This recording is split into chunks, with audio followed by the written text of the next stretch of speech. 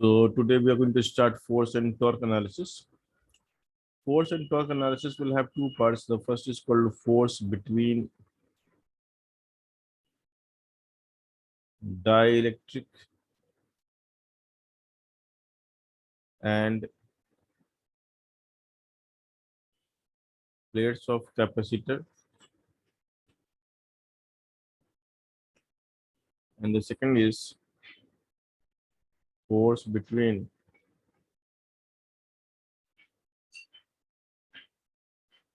the plates of capacitor itself.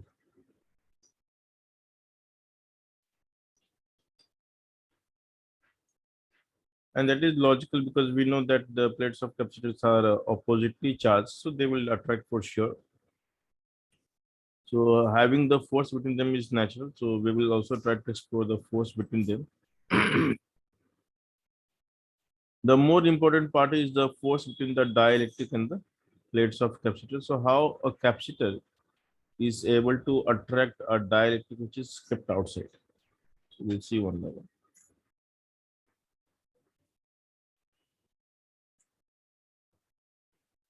So first of all, let's do capacitor plates.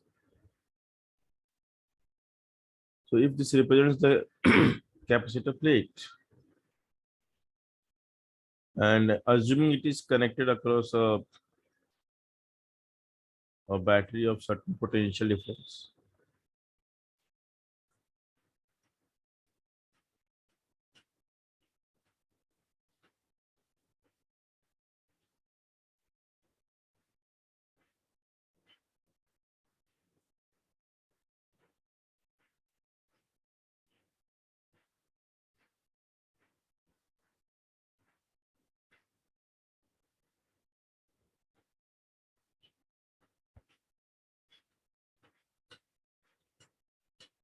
so what will happen as a result of this battery? Some charge will appear here.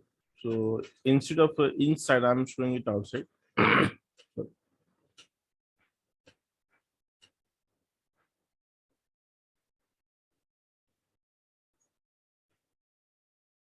So now what we do next is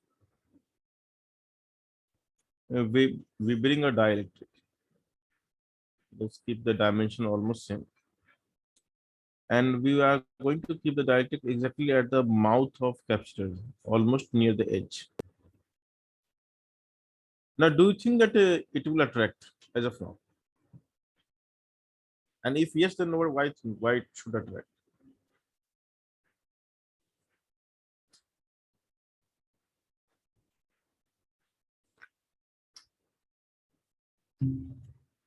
So is it possible for the plate to pull the dielectric as of now? By looking at this situation, do you expect the attraction will prevail? Yes or no?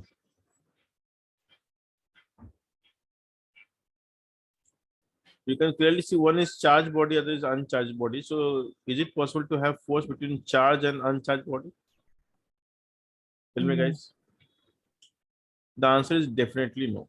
So it is not possible that the plate should attract at any cost this dielectric. But if you remember the very first lecture of capacitor, where I talked about something called the fringe electric field. So what was the fringe field? Let me recap that part. So we know that the plates will create a almost uniform field between it.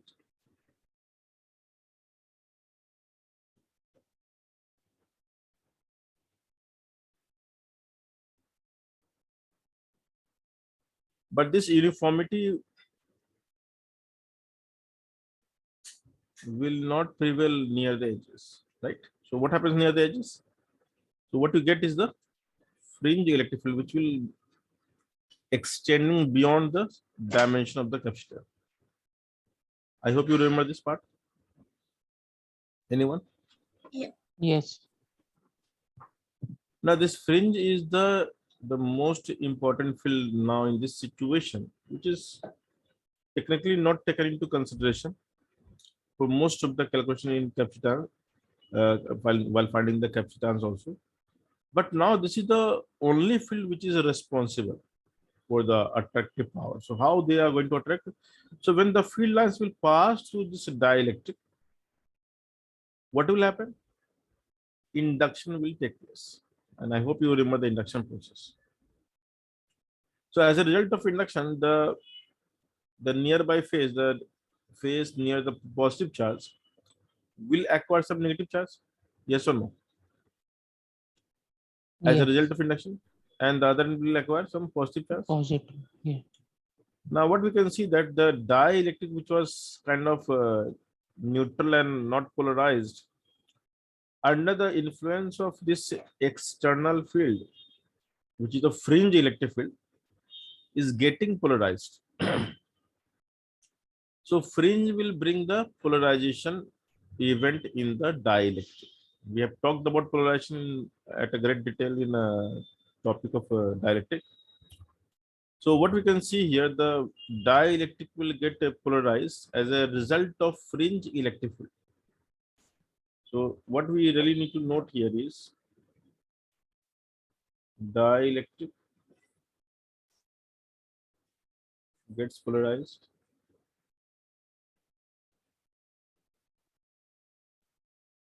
due to fringe electric field of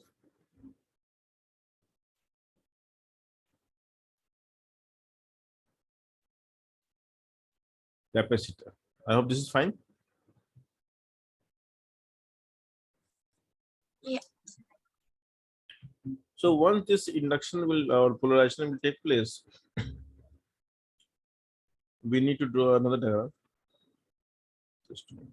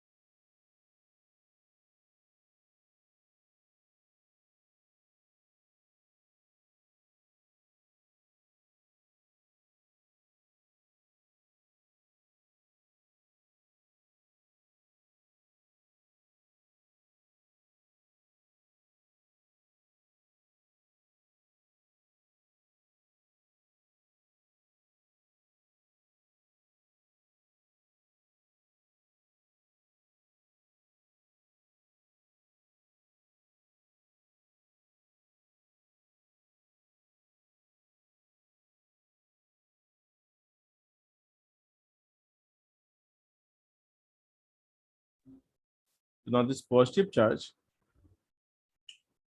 this is negative charge of the plate. And I'll just show some of the induced charge here, which will have the non-uniform distribution for sure.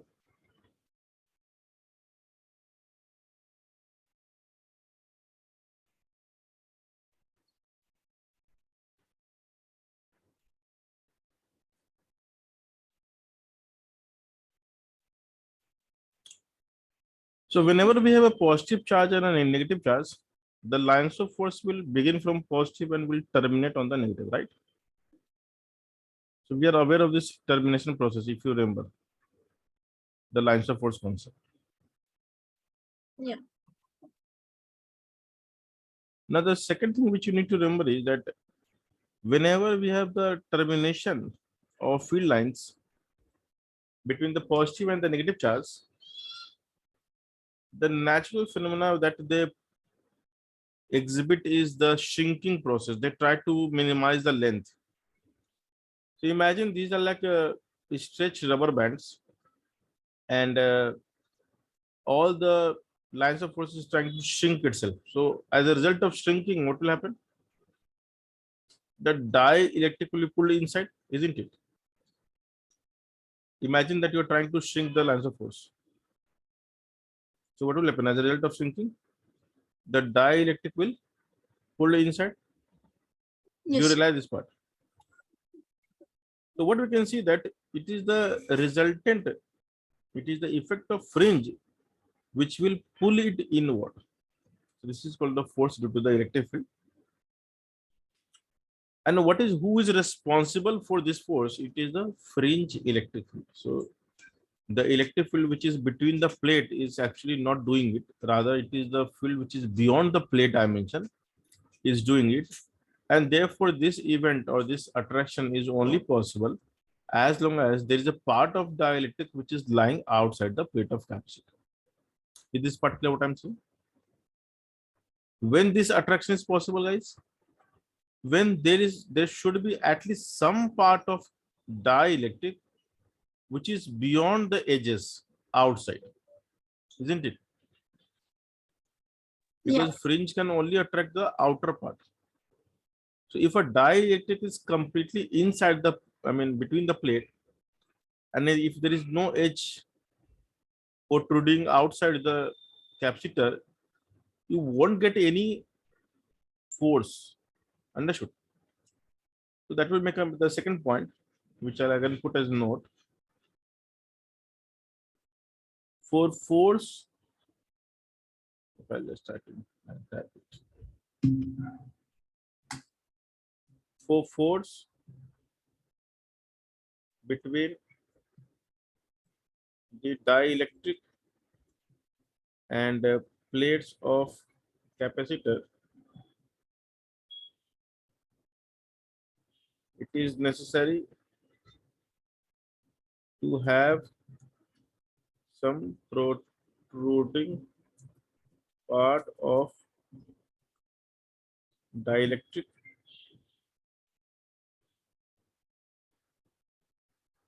the field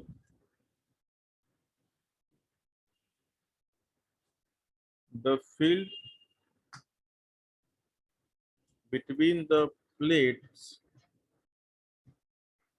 do not exert force. I mean, that is something which you have to keep in mind. So it is a fringe field which is doing this magic. So although we can't see it, but the magic is coming from the fringe field. So the obvious question is how to calculate this force. Okay. So because of attraction, the dielectric will be pulled inside. So we are going to assume some dimension. Let's say A is the area of plate. Also, let's say L is the length of plate. And also assume the D as the separation. And I'm also going to take a dielectric of a similar dimension such that it can go completely inside at one instant of time.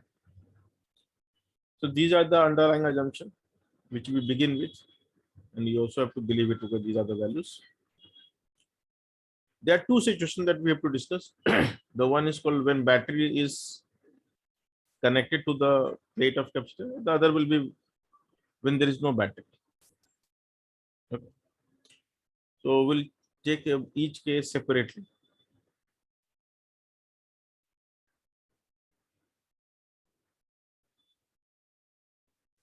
So what we say here is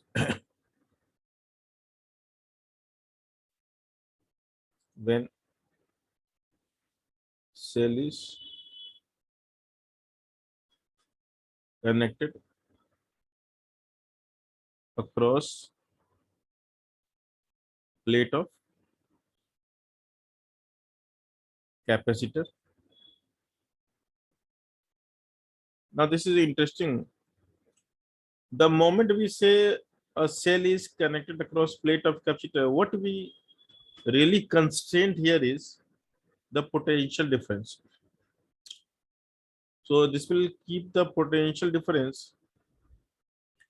So potential difference across the plate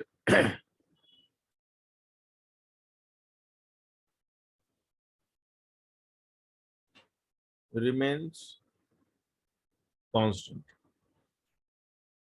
As a result of the potential difference which is being constant, always remember the electric field, the net electric field between the plate is written as potential difference upon separation of the plate.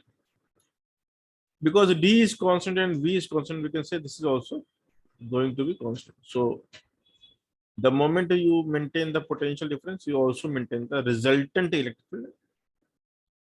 So I'm not talking about the field of the plate or the field inside the dielectric. I'm talking about the net field between the plate. So this is the constraint which you get by the virtue of the assumption which you make here, that the potential cell is connected. So the moment you say a cell is connected, you make this constraint also implicitly.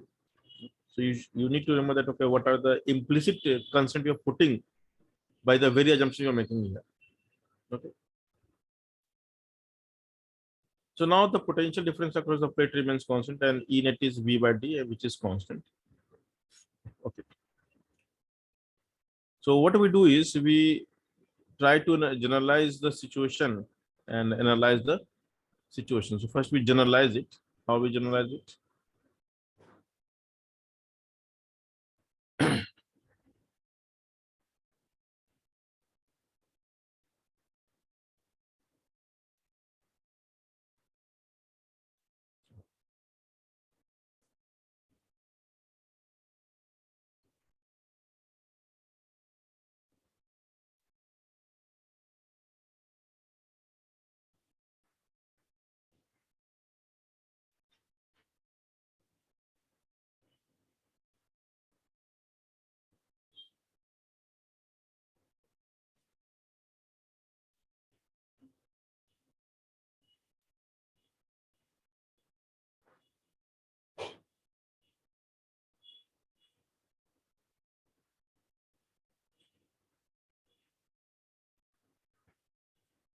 So again, let me remind you, the dimensions are A is the total plate area.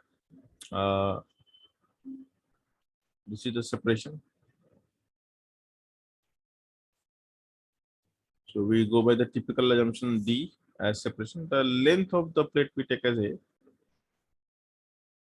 and the length of the dielectric is also A. But as of now, we are only concerned about the dielectric part which is inside the capacitor. So we denote by a variable X because it's going to change subsequently. So once we assume this as X, the part of dielectric which is really of our concern is this part.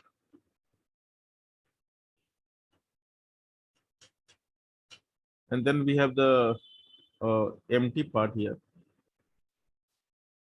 And if nothing is there, you can call this as the air. So this is the part we are actually looking for.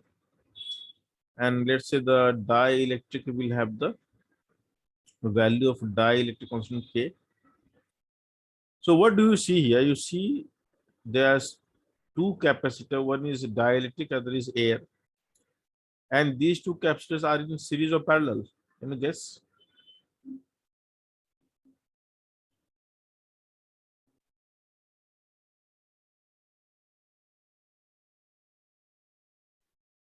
Sir,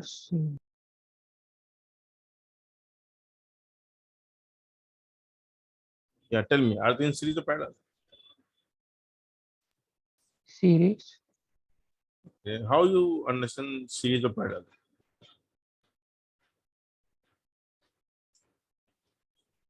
So you go from one plate to other plate, right? And then Yeah. you see that through how many Oh, yeah. medium you have crossed it. So you can see you can go directly from plate 1 to plate 2 via the entire single value of capacitor, right? Dielectric medium. So these are touching the plate. So these are in parallel grouping. Do you realize this first of all? Yes. Everyone? All of you Yes. realize it's a parallel grouping? Yeah.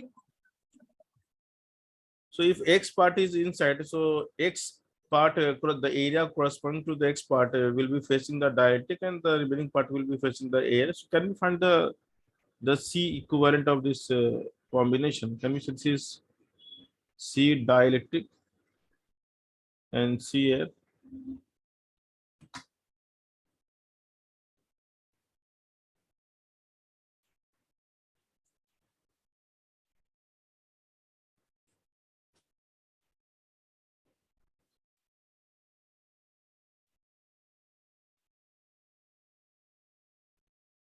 So how to write the C dielectric part? Tell me.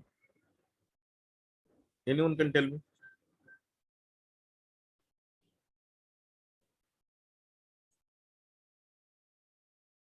So for a parallel plate capacitor with dielectric, how we write the formula? C equals to? K times epsilon naught A by B. Yeah, so we'll start with K Yeah. times epsilon naught. What is A here? Is it full A or is it some part of it? Some part of A. So what is the part? That will be X into D. X into D. I think See, so. the plate is your plate is this side. If you look from the top, that is a plate. You don't see the plate actually. Okay. D is the gap between the plate. Huh. You have to always remember this diagram. Yeah. This is D. So what you're looking is the side view, right? Yes. So is it X into D No. for any reason? So what is the area? I mean, this area.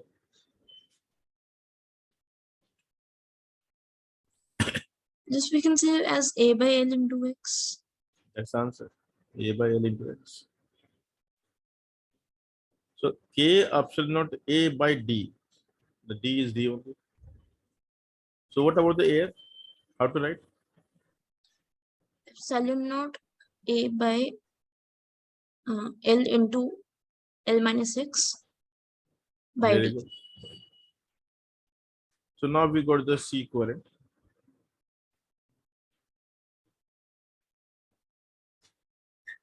And if I take something common, which is epsilon naught A by LD, we can take common. So what we are left with is Kx plus L minus X, which we can write as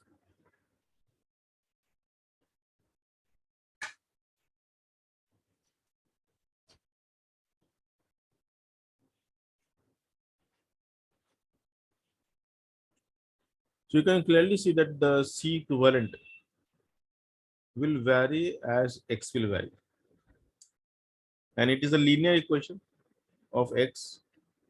So it will vary proportional to the X. So as X will grow, the C equivalent will grow. So let's try to find something called the gradient part. How C will change with X. So I'm looking for something called dc by dx. I mean, of course, C equivalent. What is it, dc by dx?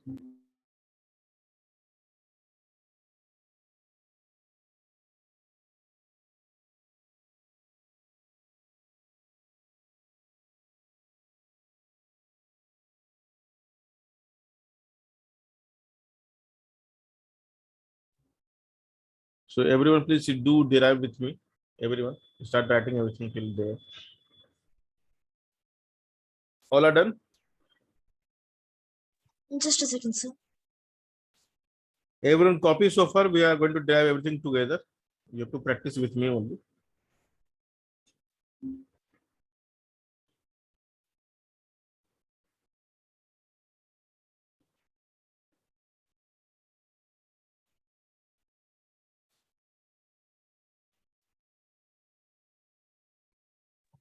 Yes, sir.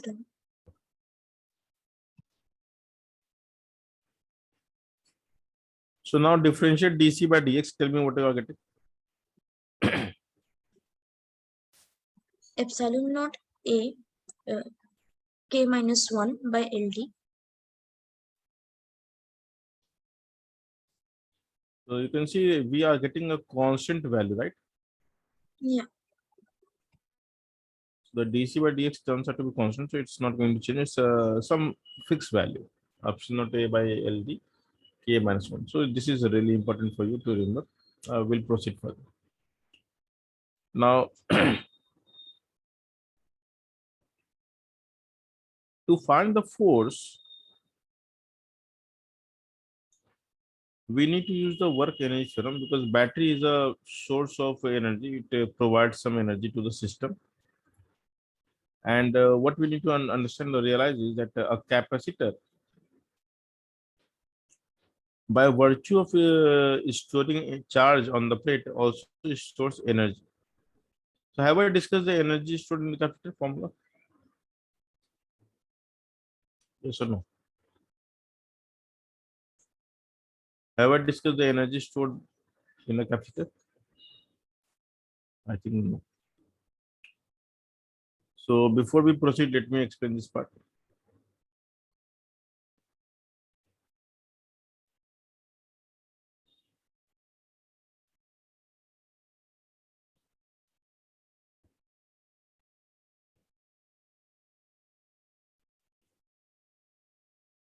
So we know that a capacitor plate will have the lines of force. So we can say there is a electric field between the plates.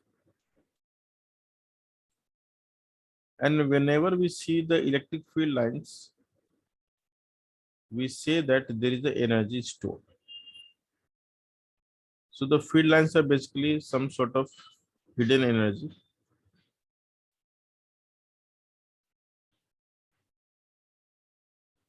So the field is energy. We can say in future the field is energy. So we would like to understand that how much is energy.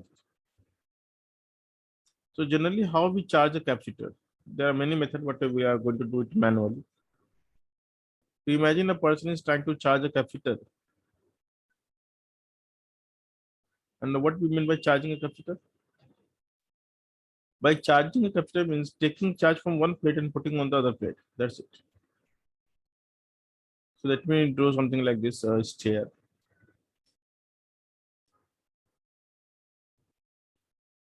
So a guy is taking charge manually in his hand, DQ charge, and he's climbing the stair and putting it here. And this he is doing manually. So after some trillions of years, eventually he is able to put some charge that's called Q. And now he's trying to do the next DQ installment. So he's trying to put DQ back to the plate. Then how much work he needs to perform? So what is the work done by the external agent in taking the charge DQ? So because you're going from the negative plate to positive plate, so definitely you're going from low potential to high potential. And if I represent the potential difference between the plate,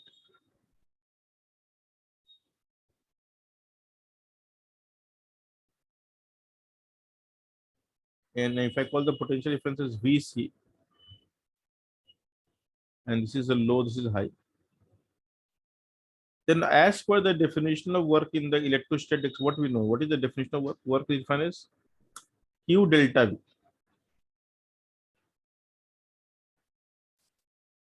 The charge taken across the given potential difference is called work done by the external Q delta V. So if you go by the same definition, what we can write here? dq, because the Q is dq here, and the delta V is VC. Is this clear? Yes, sir. And VC we can write as what? What is VC? So for a capacitor with charge Q and capacitance C, we know the potential difference we can write as Q by C. I see. So the elementary work done by this agent, we can express like this. It's a Q dQ by C. And therefore, to find the total work,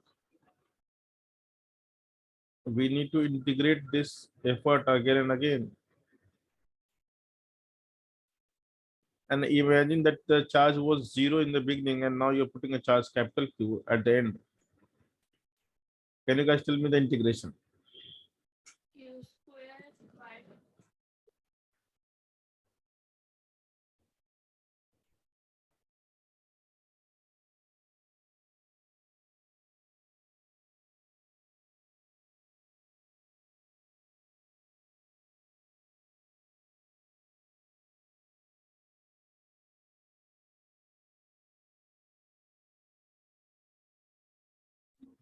So you can see that the work that this agent will do in order to charge the capacitor by a value Q is Q square by 2C. Now tell me where this energy will go, this work will go. Now, because we are not having any other dissipation here, so we say that this work will get stored in the capacitor in form of potential. What we say? The work gets stored in the capacitor in form of potential energy, rather you can say in form of field. So I'll put it here only. This work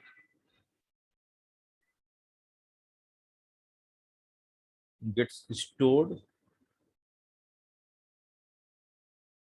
as potential energy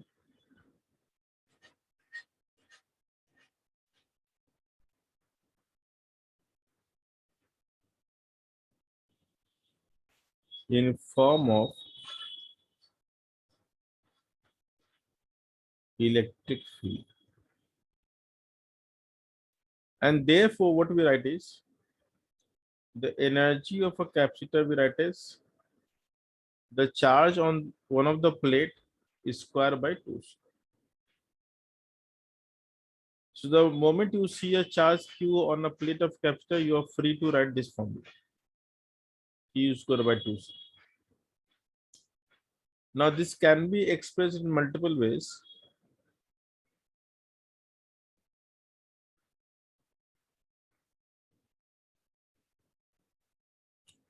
So the UC we write as Q square by 2C. And we also know that the potential across can be expressed as Q by C.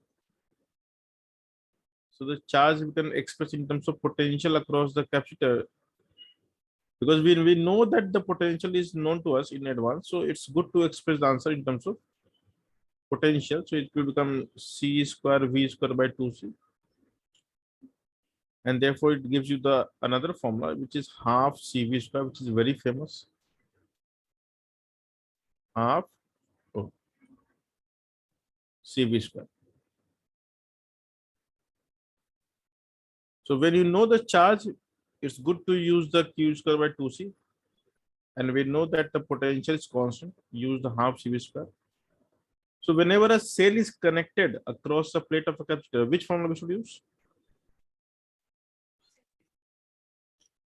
So when you know the exact potential difference across a plate of capacitor, it's good to use the potential relation half CV square. But when we are sure about the charge on the plate, it's good to use the Q square by 2C. And the last format is when you know the charge and the potential, but you don't know the capacitor. So Q square by 2C, you can also write as Q by 2 into Q by C. And we know Q by C is voltage, so it is QV by 2. Let's say if you know fortunately only the charge and the potential, but not the capacitance of the capacitor, eventually you can manipulate to get the answer as QV by 2. So the energy is stored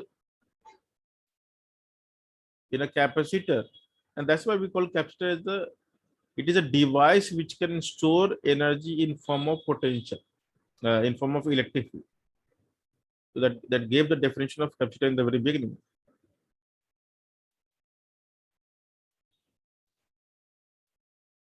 So it is a device which stores energy in form of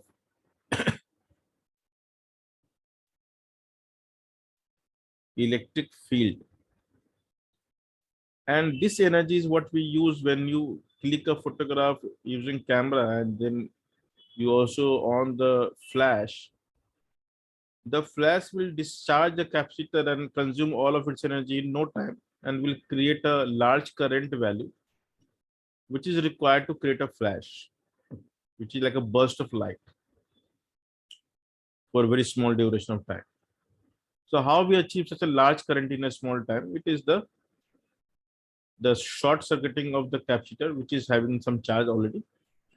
So a capacitor which with initial charge will have the energy, and the moment you short circuit, all of this energy will dissipate in no time and will create a large flash.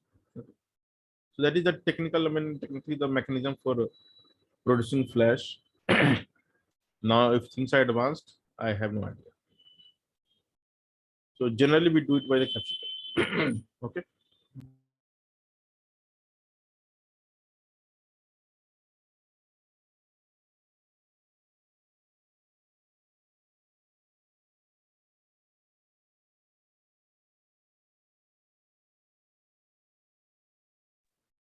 So every time you use a flash, you will consume the half CV square, where V is the voltage of the lithium ion cell of your mobile phone.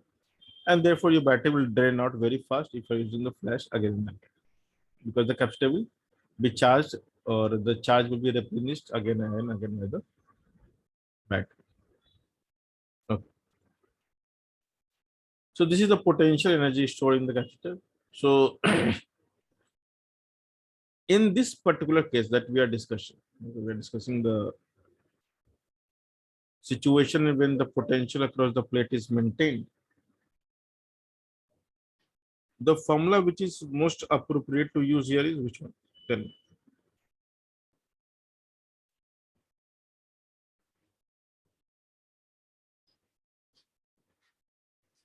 What we should apply here?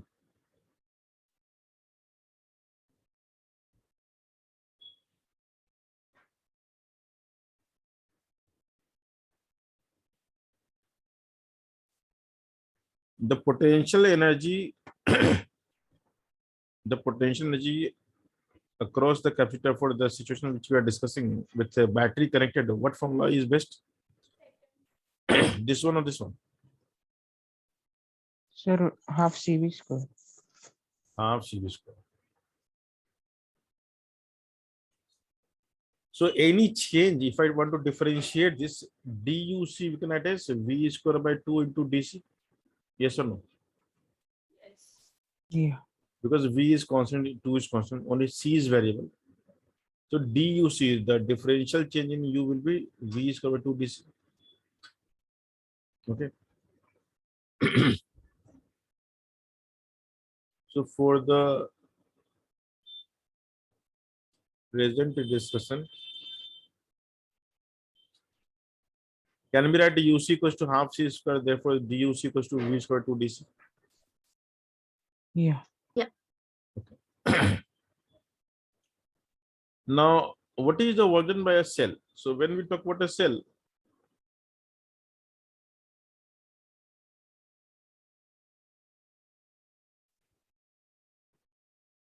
a cell will pick some charge from one of the end and will push it on the other end. And we know the potential of a cell itself is V, let's call V.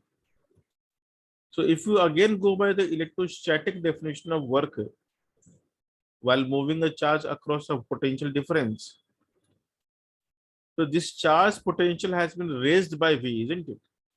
While going from right to Yeah. left. So work done by the cell, again by the same definition, is charge into the rise of potential, which is V. Look carefully, I am using this formula again and again, but in the context, it looks very different. So what is the work done by the cell? Because this is what exactly cell is doing. It is taking a charge from low potential and throwing back to the high potential. And therefore it is doing the work, and that's why it is consuming its own energy. So the cell will also get discharged after some time because of this process. So what is the work done by the cell? It is Q delta V, but the Q is dQ here, delta V is V here. Is this clear? Yes, sir. So we always write work done by the cell as V dQ, because V is always constant. And therefore,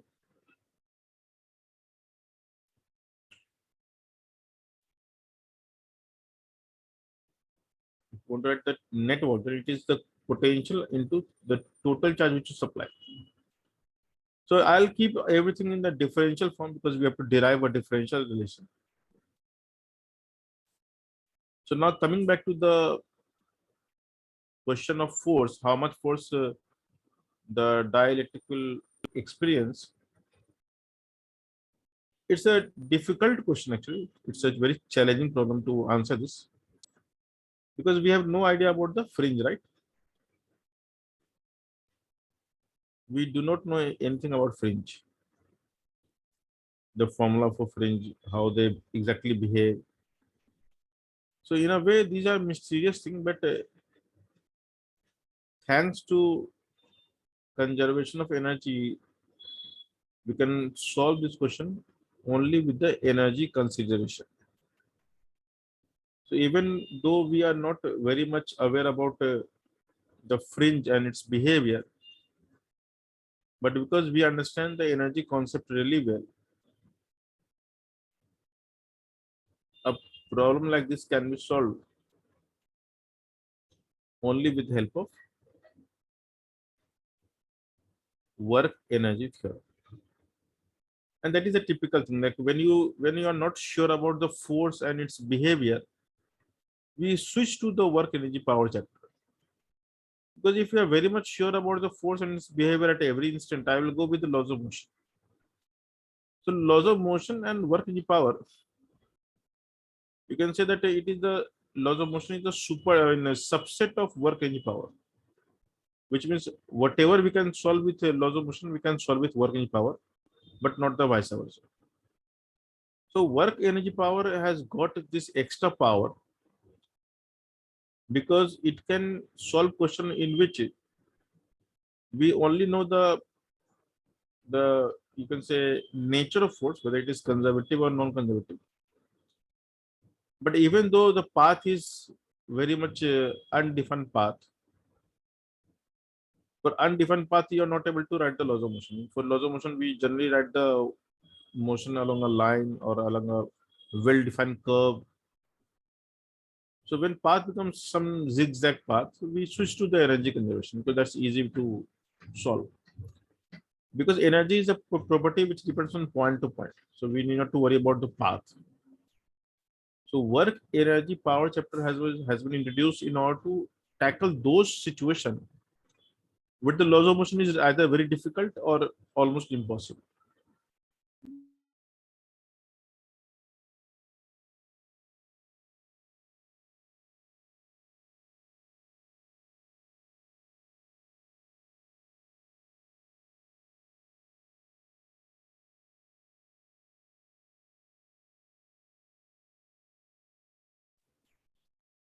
Okay, understood.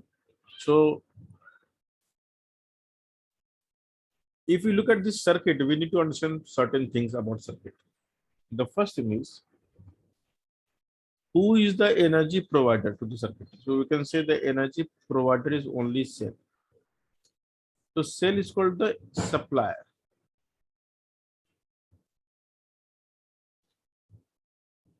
Now who is doing the work? So you can say capacitor, but capacitor is not doing work because of its own ability. It is doing the work because it's receiving some energy from the cell, and a part of that energy the capacitor is consuming in pulling the dielectric, and a part of that energy it is storing in the form of potential energy. So what you need to remember is that work done by the cell is always equals to work done by the internal electric field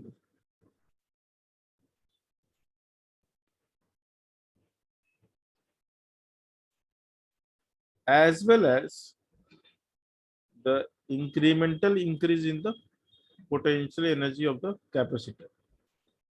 So this is the provider of energy, the source of energy, and every event which is happening is because of this part, this energy, or this you can say money. So you are able to pull the dielectric because you're doing some work on the dielectric. That work requires some energy, and the energy comes from the backend. So both the event is happening due to the cell, And this is called the work energy theorem.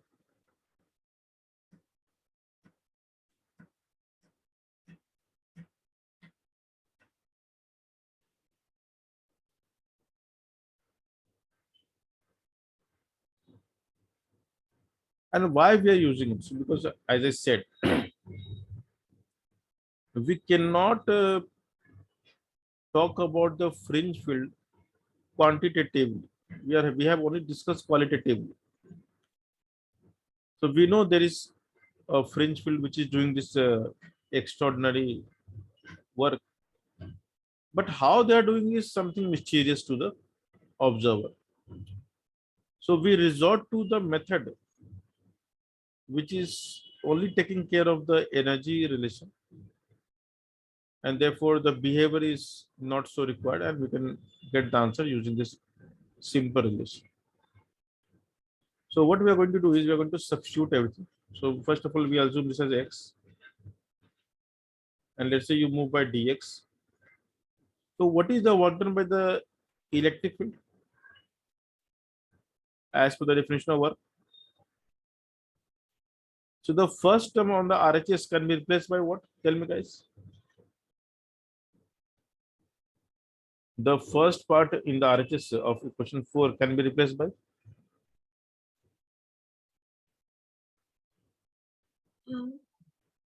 Yeah, tell me. What is the work done by the electric force? This VDQ. while moving a dx. Oh, Yes, it is FEDX. Come on, guys, you don't know the definition of work. Huh? So work done by a given force is how much? yeah, force into displacement. So what we should write here? FEDX. What is the DUC value? I have written here. So DUC we can attach. Square by 2 DC. And what is the DW cell? VDQ. You have to learn this process of writing. It is going to be difficult, but until you are not learning this part, probably you will feel this entire discussion quite difficult.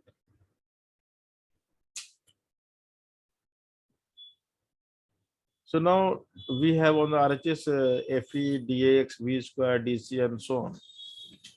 On the LHS, we have DQ. But for the given situation,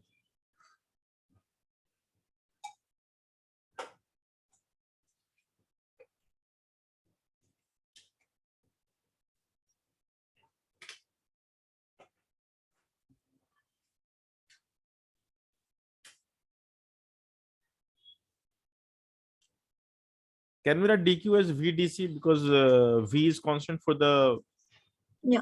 Yeah. capacitor? So the LHS of equation, just a moment.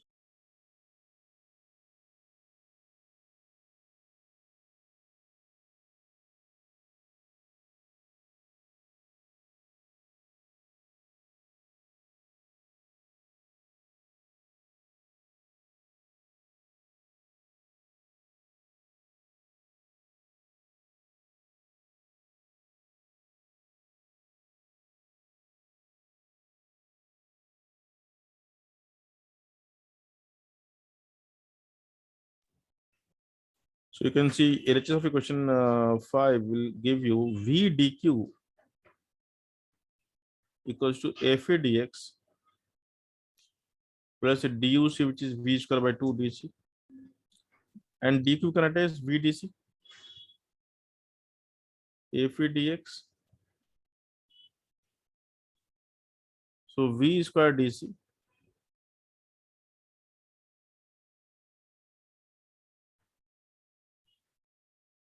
FA dx is how much? V square by 2 DC.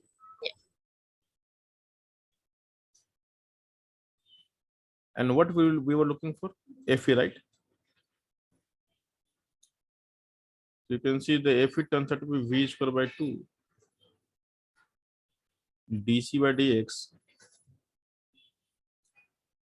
and the dc by dx was positive number and constant, right? We have realized this part earlier already. Yeah. Yeah. Because dc by dx was constant and positive number, so Fe is also going to be positive, which means Yeah. the direction which we assumed for the direction of force is true answer. That's the right answer. So dc by dx, if you remember, was Epsilon naught A by LD into K minus 1. and if you substitute back,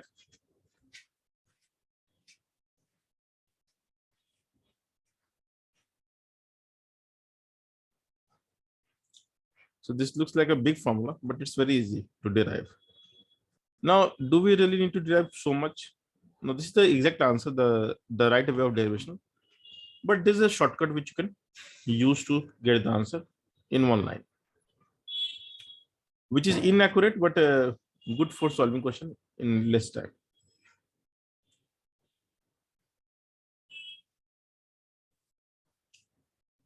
So the shortcut is you just add force equals to, from the relation of potentiality, is du by dx with minus sign, right?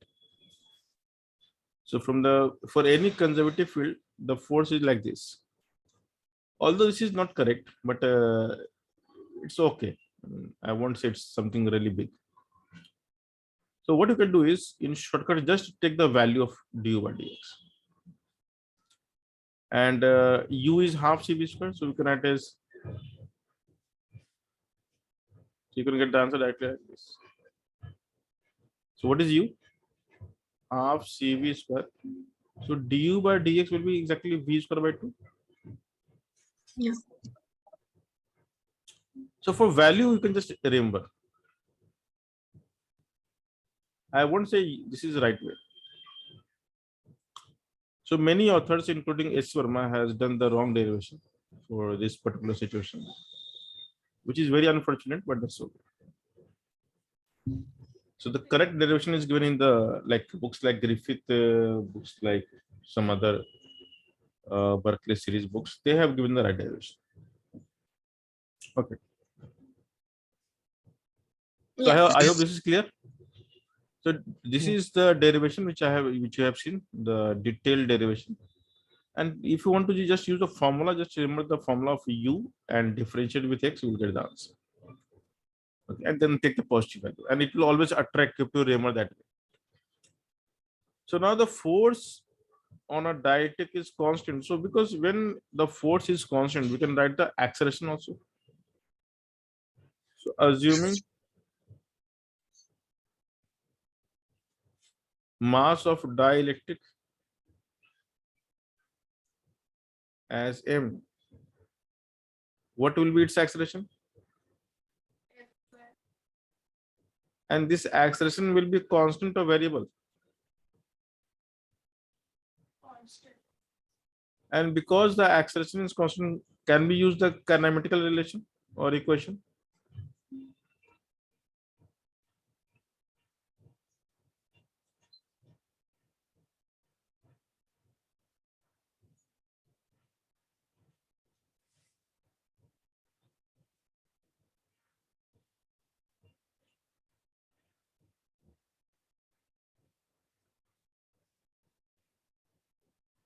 Okay. So we can write v equals to u plus at, you can find the velocity, you can find displacement, and you can find everything. So how much time it will take to get inside completely? So the question is, time taken by the dielectric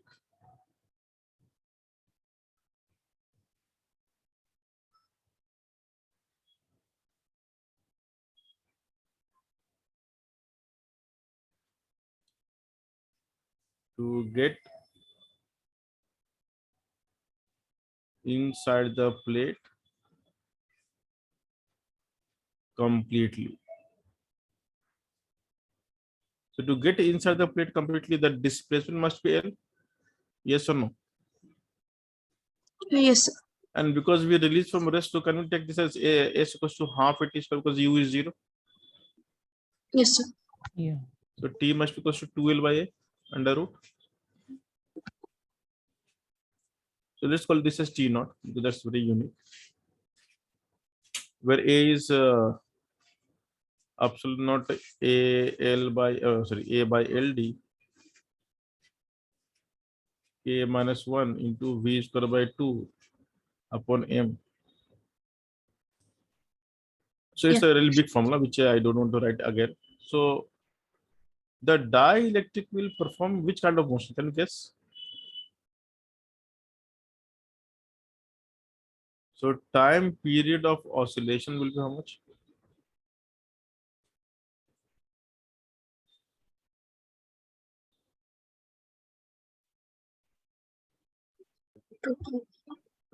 So the time period of oscillation will be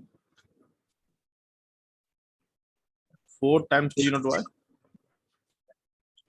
Okay, because it performs a section. not SHM, oscillation. Sorry, oscillation. Yeah. In SHM, A cannot be constant, right? Yeah. But it will repeat the behavior, so it is oscillation, but not SHM. This is Right. very, very important. So why it is called oscillation? Because you will accelerate like this, Yeah. then by the time you are here, you will have sufficient velocity to go past, right? Yes. But the moment you try to go past, what will happen? You will be, The capacitor will be dragged back. yeah, it will be pulled back. So you will decelerate and will come to rest here. And then again, you'll come back here and eventually go here. So you have traveled how many times? How much you can say? You have traveled L, L, then again L, then again. You will go inside. So you have to make one oscillation. You have to go back to the same point. So you started from here. So this is the place when you are T naught. This is the place when it is 2 T naught. Again, this is the place when it is 3 T naught. This is 14. so that's why the time period is 4 T naught. So these are all questions in SC Verma. So we are solving other question. I can think like this. Any question of this we can connect with laws of motion. So let me show you a simple question of laws of motion.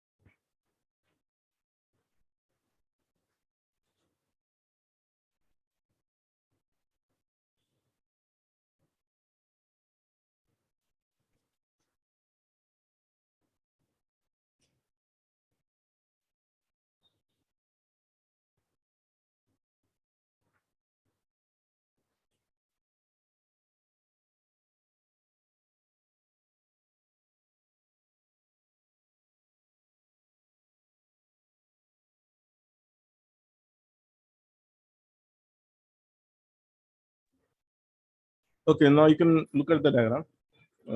So this side the force will be Fe, right? And that is going to be constant. Yeah. And this side is mg. Yeah. So let's say if it is going towards down with some acceleration a, so can we write a equals to the net pull force, which is how much? Mg minus F.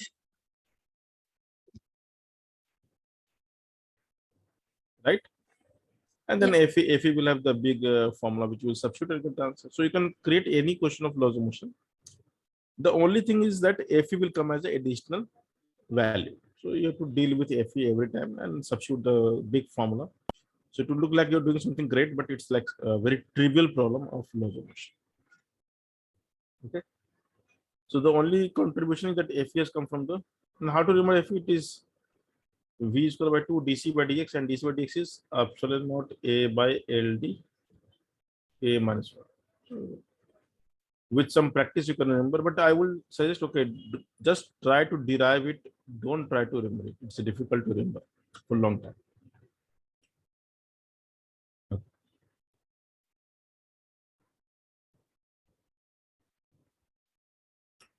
So the rest I'm leaving from this AC format. There are 1-2 questions left only. So I expect you can solve.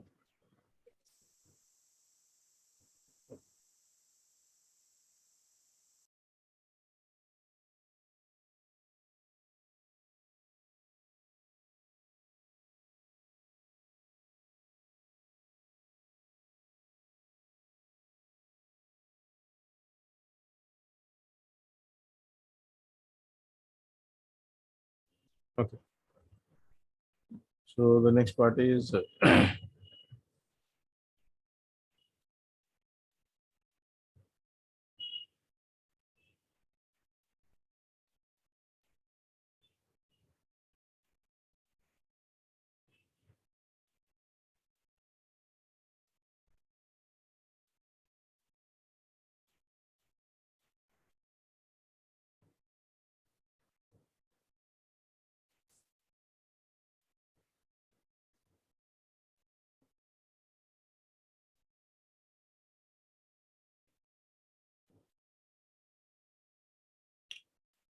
so now what we are going to do is we are going to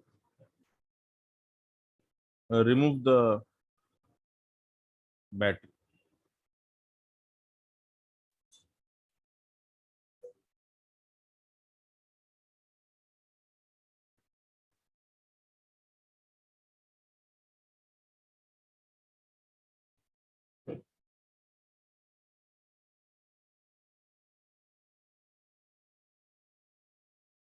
So rather what is given here is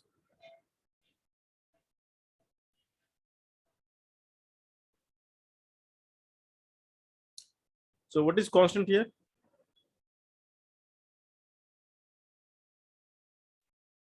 So charge on the plate by virtue of this configuration, we say charge on the plate is fixed.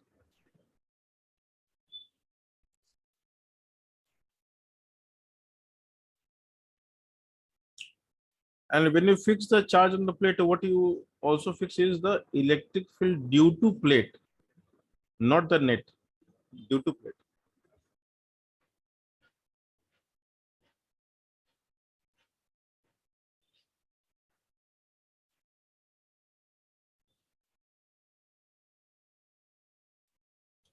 But as you insert the dielectric, the net field will decrease.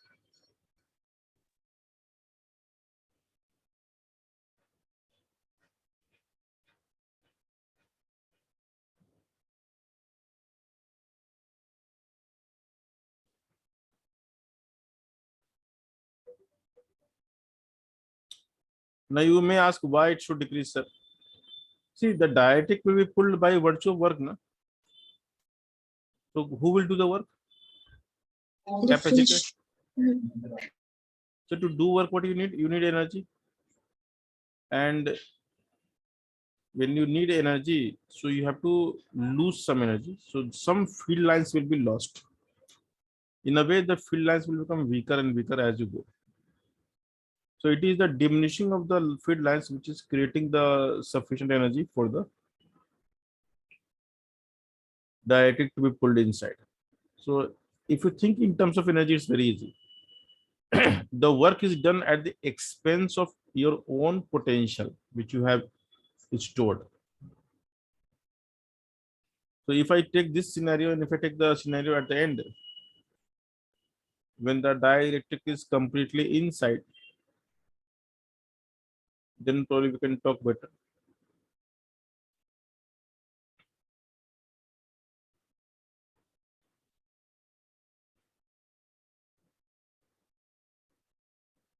So the capacitance here is how much? C initial is epsilon naught A by D. Let's Yeah. keep the typical values. But here the C will be A times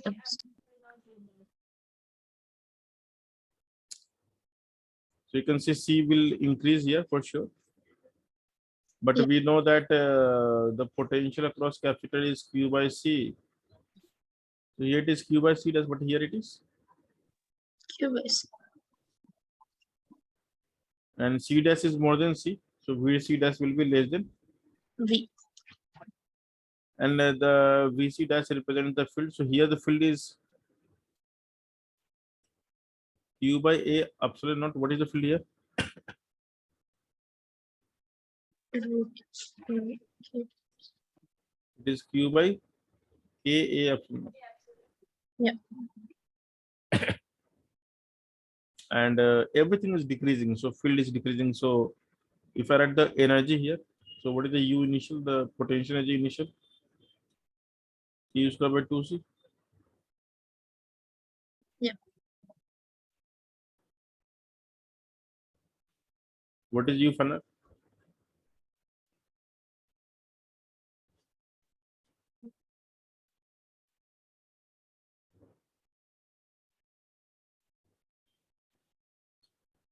So in the process of putting the dielectric inside, what is the total loss in potential?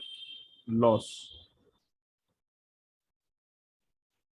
So you can clearly see it is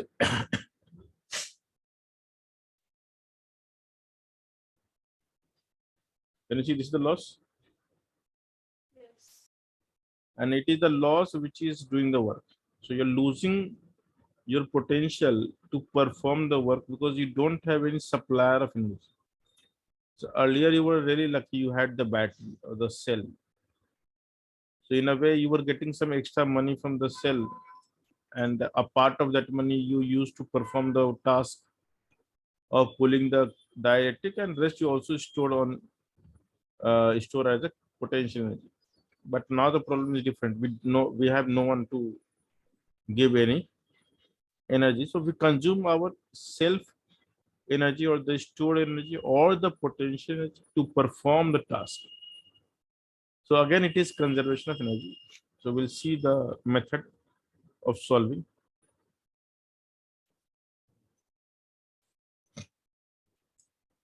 To solve any question whether we have cell or not, we write the work nature. So the work nature is simple. Work done by cell equals to dW internal and duc, right? But we don't have cell, so can we substitute this term as 0? The supplier is gone, correct?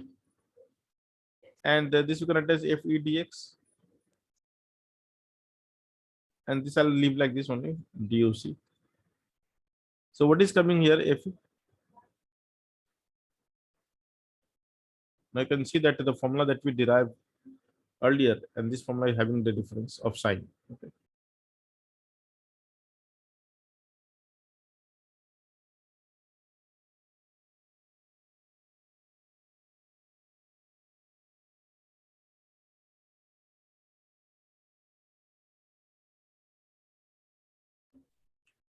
So what you can realize that this formula is actually given in textbook like SC Verma. So they have taken only this particular case, although they have taken the formula for the previous case as well. That's why it's wrong.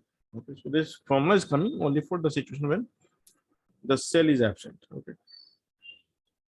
Now we know UC is how much, and here Q is constant. That's why I'm writing UC like this. So what is the DUC formula? Can you guess DUC? Let's say DUC by DC is how much?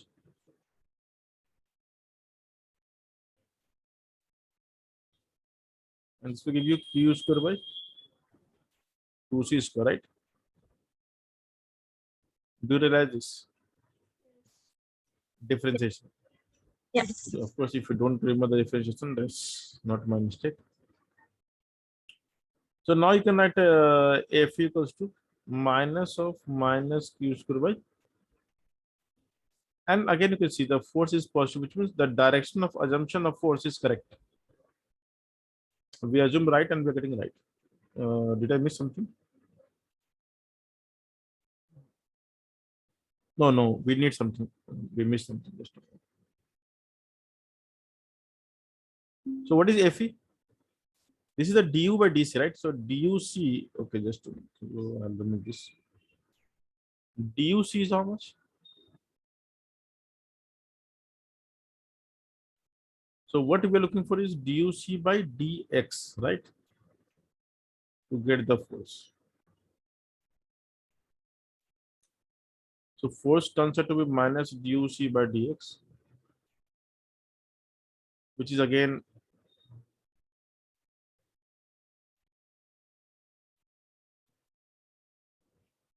and why we are writing like this, because we know that q is constant here, it's not the v. And dc by dx will have the same formula. It is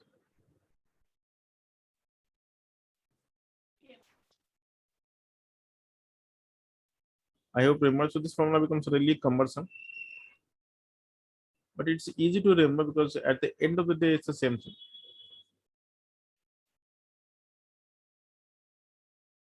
So you can also remember as the same way, like q by c is equal to v, so it's a v square by 2. And so do we really need to remember many formula answers? No, just remember one formula, you will get all answer. But in a given context, because v is not given here, it is given q, so write the v in terms of q, you will get the actual answer. So all this complex derivation will boil down to only one formula: v square by 2 dc by dx, v square by 2 dc by dx, v square by 2 dc by dx, v square by 2 dc by dx, v square by 2 dc by dx. Is this clear? Tell me. Yes, sir. So, question based on this is very rare. Maybe you can get one question year out, but from this part, generally they don't ask question, but you should know the method. So we are done with the force analysis for dielectric and capacitor. So similar to this, we do have something called torque relation. Yeah, torque analysis.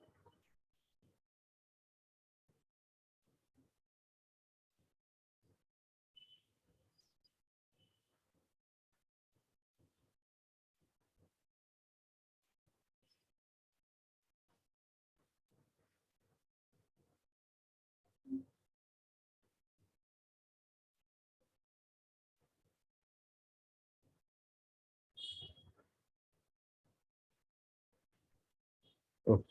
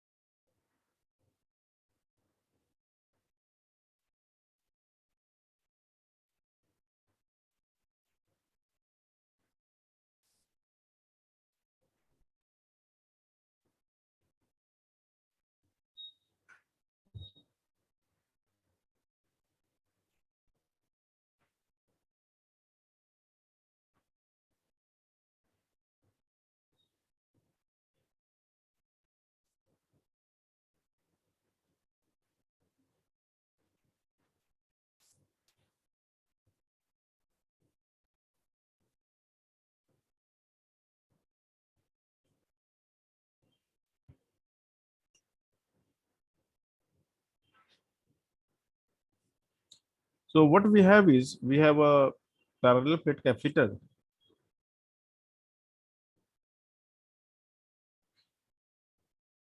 This is the plate area in a shape of semicircular. You can think a semicircular plate.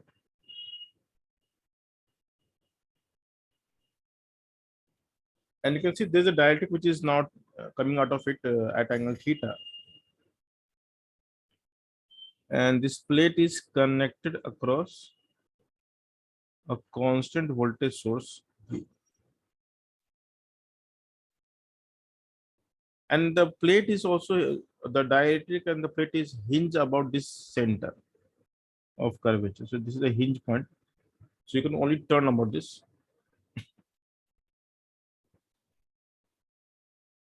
So again, here the fringe field will do the same thing. But because it is hinged, so instead of force, it will create a torque about the hinge. And we have to do a simple thing. Don't worry much. The torque can directly write as V square by 2, and instead of dc by dx, just write dc by d theta. That's it. And this is the answer. Okay. So the electric torque is V square by 2 dc by d theta. That is something which you need to just remember.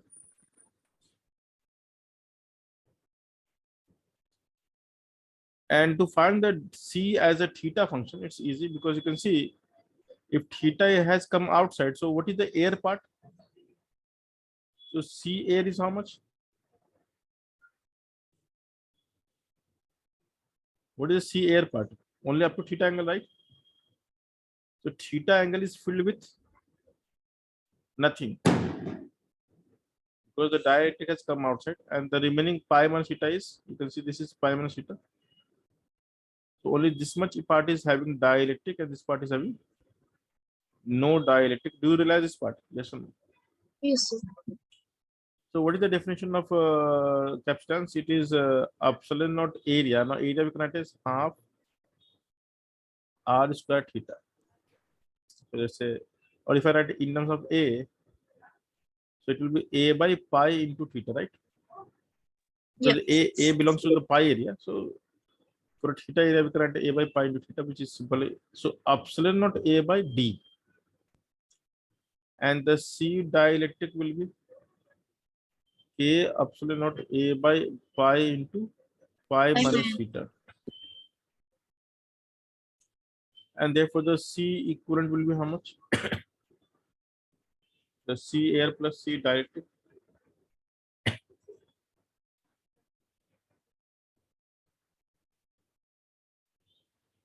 Epsilon naught A theta by pi d plus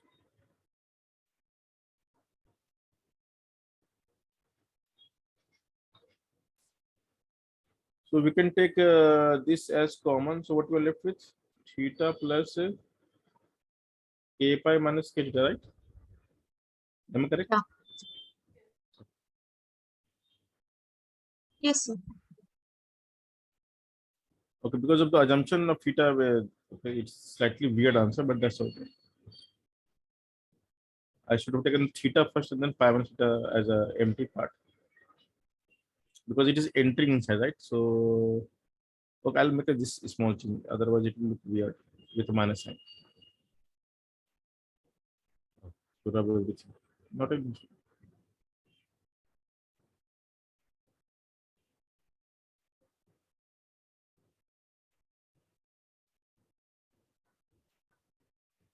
anyway. So what I'll do is, but it's not helping.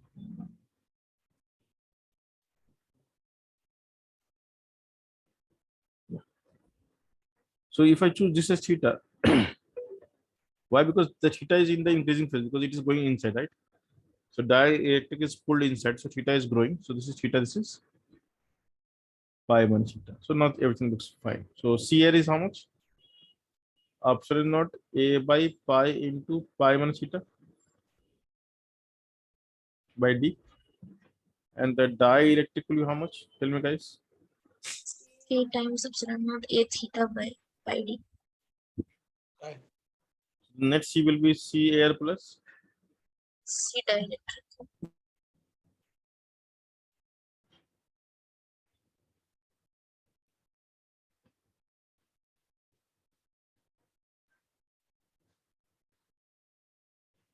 So you can see it's quite similar to what we did earlier, right? Yeah. Yes. So dc by d theta turns out to be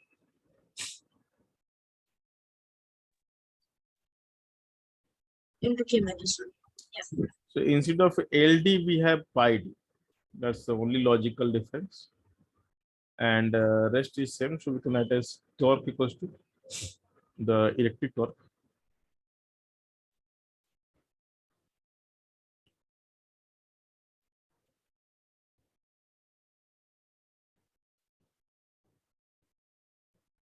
So this was from IE Irodov, which we just solved. Okay, so the torque and the force both are there. Okay, all right. Next. So we're left with just two simple derivation. Sir, here we don't have the second. Right? Pardon? The second. Yeah, no, that's not required. That's totally not required. You can do by the same logic. Nothing will change. So if you want to write the torque, instead of V by 2, what you can write? Q square by 2C. So it was Q by C, and then you can write the same answer, right?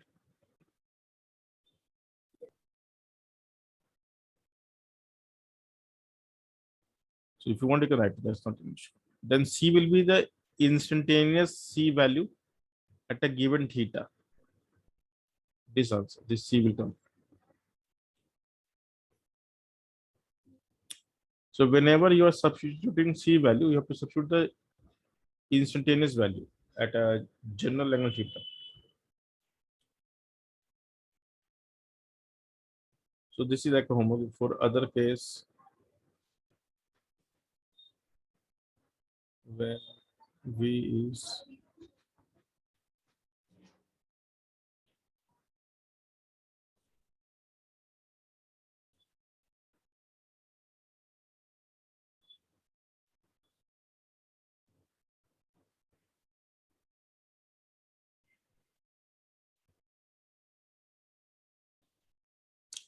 so you can write like this. That's not an issue. Okay.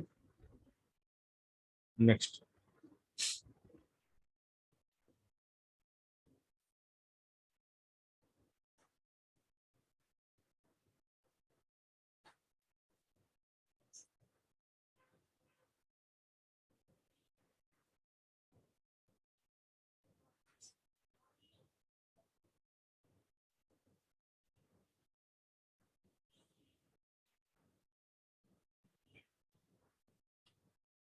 So imagine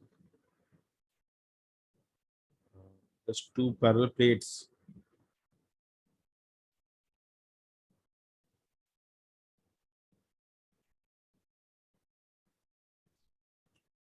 And what we are doing is, let's say,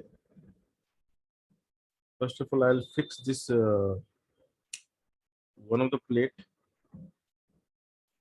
rigidly.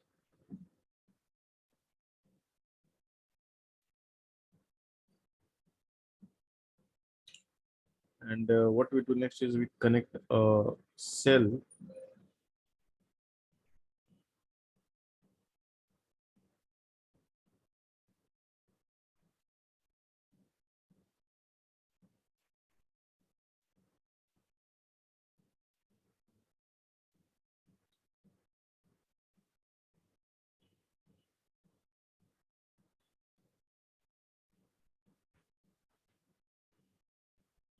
So as a result of this connection, it will acquire some plus charge, right?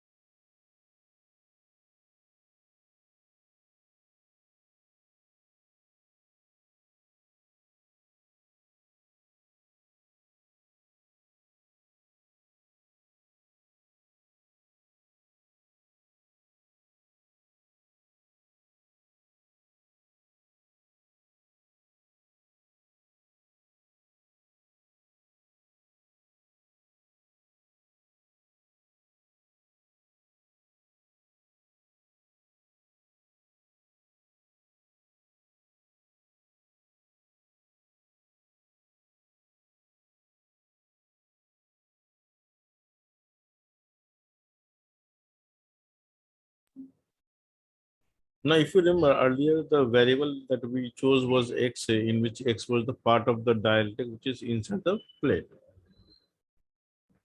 The question is how to choose x in this case. So as a result of attraction, what will change? Which variable will change here? Can you guess? So attraction will change the separation, isn't it? Or you can say the attraction can change the separation. So while deriving the force, we first assume the separation as a variable x. Now, what do you think the electric force will act, left or right, on this plate? Tell me. The force of electric, field on the right plate will act in which direction? Is it left or right? Come on, guys, tell me. Force on this plate will act in which direction? Right or left? Left. Because these two plates are attracting, so it will be left only, na? So we still assume that, okay, let's say there is an incremental increase of separation, which we are assuming against the directional force. And if I call this as dx, then everything will happen the same way. So we have to apply the work energy theorem here as well. And it is the same thing. What we can write? Work done by the cell equals to internal force, and everything remains almost same. So this becomes V square dc. This is no, this is interesting. This part is interesting. The internal work is positive or negative in this case? Tell me. Should we write positive value or negative value? Negative. Because the dx in the incremental side is right and force is left. And duc, if you remember, is always v square by 2 dc, right?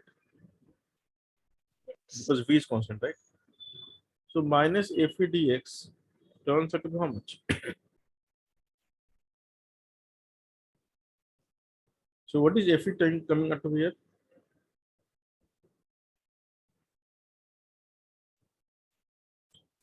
So now my answer is opposite to the actual, or is it same as actual?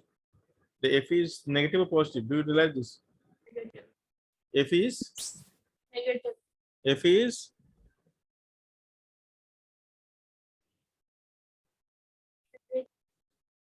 fe is okay. You don't realize.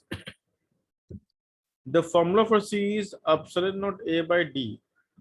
So as X will grow, C will decrease. So dc by dx is, see, the dc by dx here is negative. So we have negative, positive, and again negative. So the answer is, Positive. my assumption was left and my answer is positive, which means I'm choosing the right direction. Okay. What you need to realize that here dc by dx itself is negative. Do you realize this? Yeah. Yes. So now if you substitute this equation in this equation, you get the answer. So Fe is actually V square by 2 epsilon naught A by X square. So this is the toughest formula that you need to remember. Again, it's not toughest, it's just simple.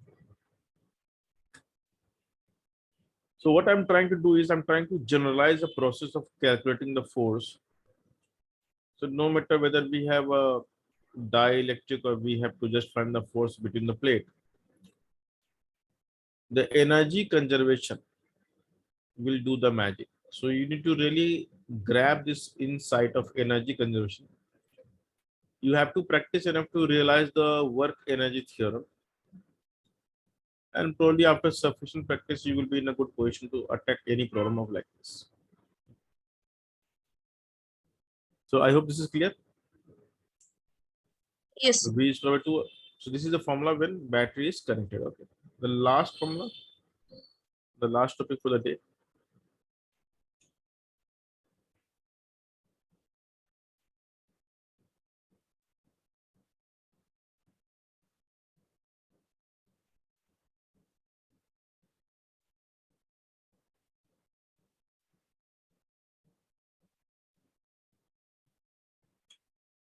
When the cell is disconnected,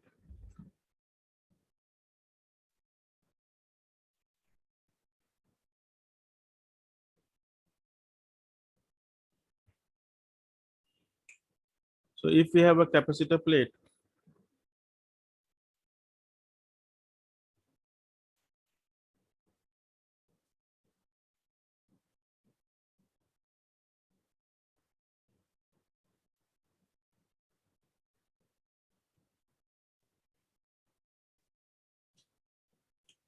now there is no cell connected here. The process remains same. If you fix this plate again, if you choose the separation as x, and if you displace by dx by extending it, so we have to write the work in theorem. See, I'm writing again and again so that you can understand why I'm doing this. Now this will be 0 because we don't have the source supplier.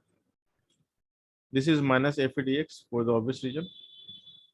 And this is interesting. Now the DUC is interesting. So I'll just add DUC. I'll not write anything. So what we are getting is F equals to DUC by dx.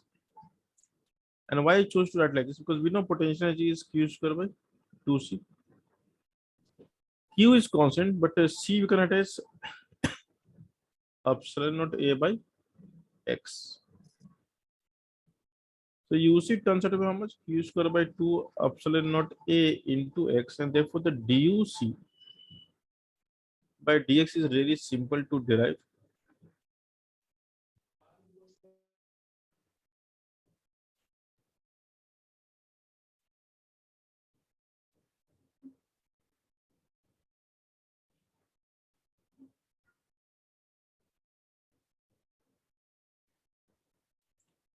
So you can see that F it turns out to be basically a constant answer. What is really interesting or fascinating here is the moment you have a plate with a fixed charge, and if there is no source of energy or charge provider, the force remains constant.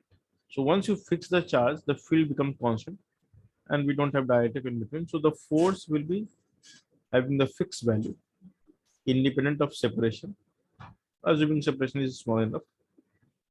And it is given by the formula which we can derive in multiple ways. So the method 2 we can write as, we could have derived this directly by writing the force is basically charge on the one of the plate, charge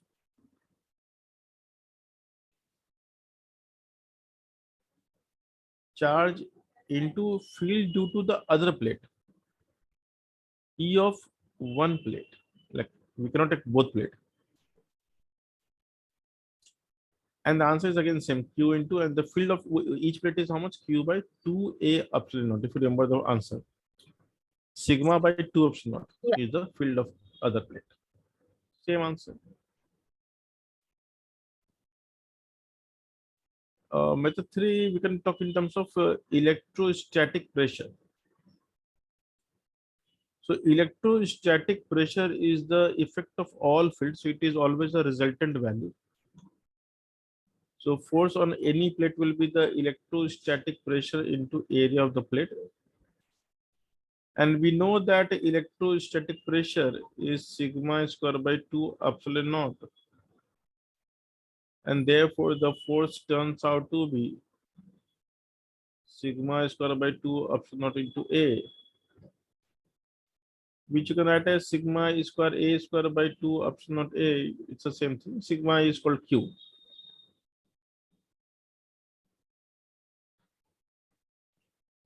So for this situation, we really have quite a handful of methods. You can choose whatever you want and then proceed. So this is the last topic. I mean, this was the last thing, okay, which we need to know. We can do one more thing. Let's not call this as last.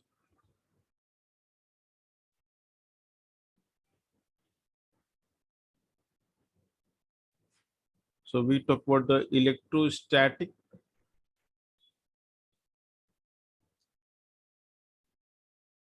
energy density.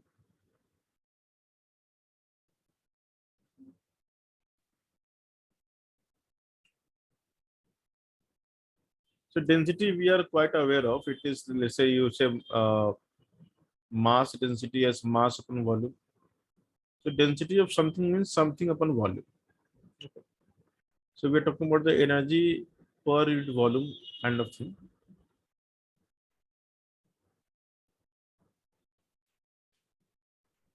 So it is the potential energy stored per unit volume is called electrostatic energy density. So in the context of capacitor, we can easily understand this concept. A capacitor which is charged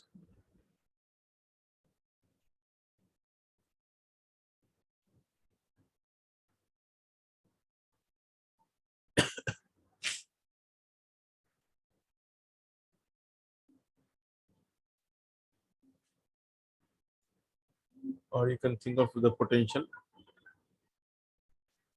What we know that an electric field will exist between the plates.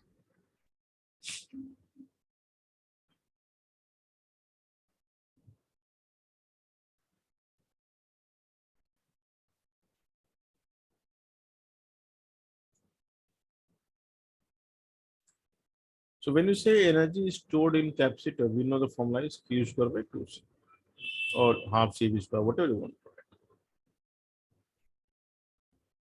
So what you need to realize that this energy of plate of capacitor, I mean this capacitor is actually the energy of the field which it confines. So potential energy belongs to field. This is what you need to realize. Potential energy belongs to field. Field. Again, I'm saying. So wherever you see the field, you see the potential energy. You can say it is spread up to that part. And we know the electric field between the plate we write as sigma by epsilon naught. So the UC formula we would like to express in terms of field actually. So Q we can write as sigma into A and C we can write as. So what we get here is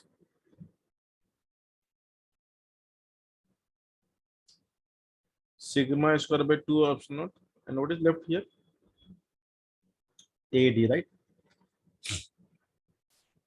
Which is like a electrostatic pressure into volume. So pressure into volume is also called energy, which you exactly study in the thermodynamics, PDV, as work done by the gas.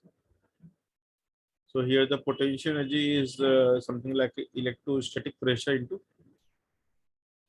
dV. So basically what you need to also realize, or you will actually realize that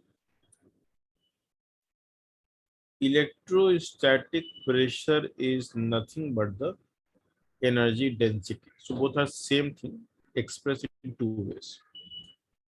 That is the other, you can say, perspective of looking at pressure. Pressure always defines the energy density. So now we can write this as in terms of field. So sigma we can replace by epsilon naught E. It's just a matter of substitution. You can substitute in a better way. So what you get is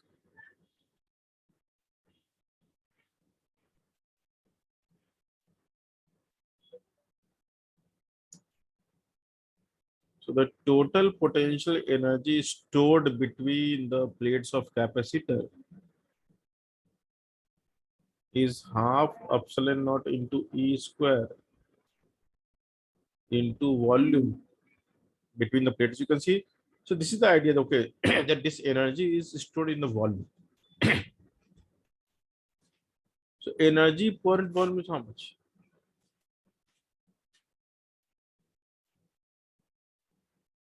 and this is your energy density, which we represent by the small alphabet U with subscript E.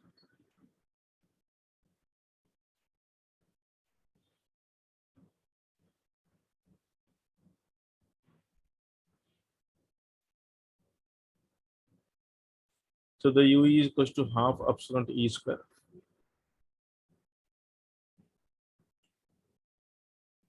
And this also signifies the fact that once you have this method, you can solve variety of questions without thinking about anything. Like if you know the electric field, you can find the energy of any charge configuration. So for example, if I ask you a question like this, just a small application. So let's say we have a sphere, a conducting sphere, let's call conducting.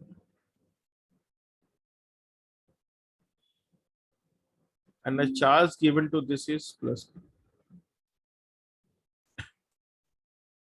So if you look at the charge itself, it looks like a hollow shell, right? Only if you look at the charge. So we know the self energy is how much? KQ square by 2R. I hope you remember this. Yeah, I Yes, can sir. only hope. It is KQ square 2R, right? This was the answer. Yeah. Now, if you look at the electric field near the surface,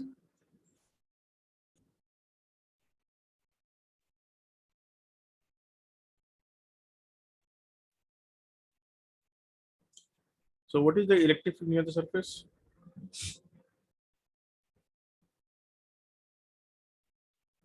KQ by R square, isn't it? Yeah. So basically, okay. So we can address this implies Q equals to how much? ER square by K, and K is how much? 1 by 4 pi epsilon, right? Yes. So Q is basically E into 4 pi R square, which is like this is like a flux close to the surface area, right? Yeah. 5 But anyway, epsilon. yeah. So Q is like a, yeah, that looks very nice. Okay, anyway. So imagine, okay, how this will look like. Q square. So we can write Q square as similar to this. Or I can choose this one. So K is 1 by 4 pi epsilon, and it is 2R. And Q square becomes how much? 4 pi epsilon naught R square whole square into E square, right? Yeah. So how much it turns out to be? 4 pi epsilon naught will left out one of the value. R cube. RQ is square. So if I choose this 1 by 2 epsilon naught E square, which is E near the surface, then it is something like 4 pi R cube, right? Something like this left, right? Yeah. So in a way, this formula is somewhere like this formula is having this formula inside somewhere. I'll tell you how. So this is not required. You can do the derivation. And how we do it? So write the Coulomb's law, Gauss law. So what is the electric field at any point P? Or at any distance R from the surface? From the center actually. KQ by R square. What you can realize that the field lines will only begin from here and will go to up to infinity, right? Yeah. Isn't it? Yes, sir. Up to infinity. So the potential energy is actually spread from where to where? The surface to infinity. Yes. So if I draw a thin shell,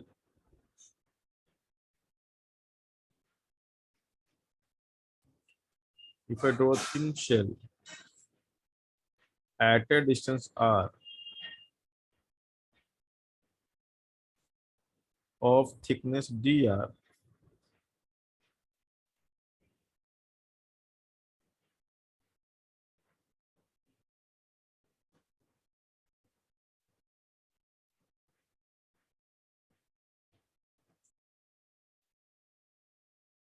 so how much energy will be in the shell thickness?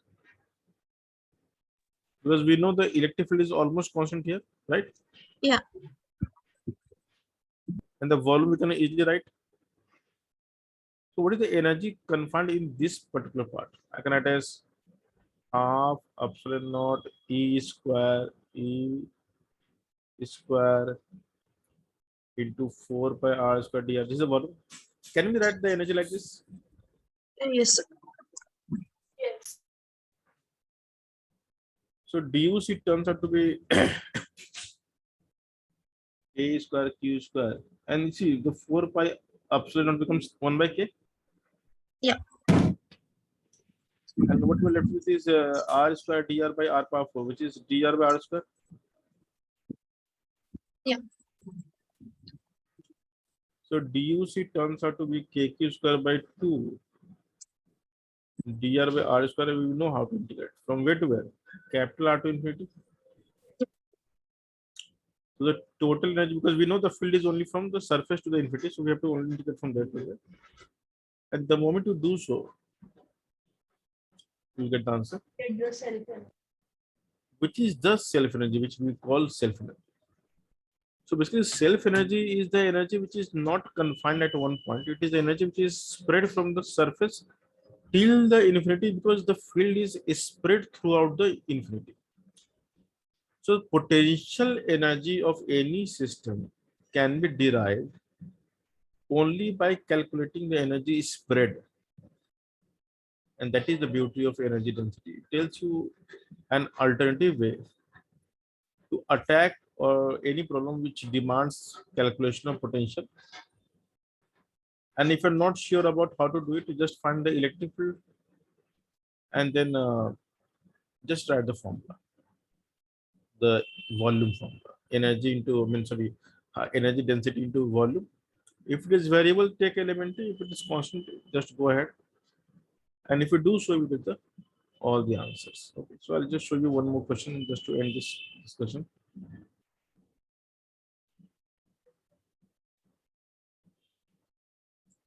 And this is again one alternative way of thinking about finding the capacitance. So let's say if we have a capacitor, I'm going to derive in a very unique way. So we have done this before, but in a different way. So we have a spherical capacitor.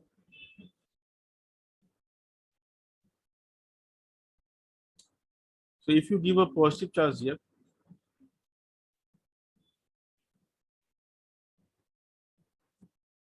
and negative here,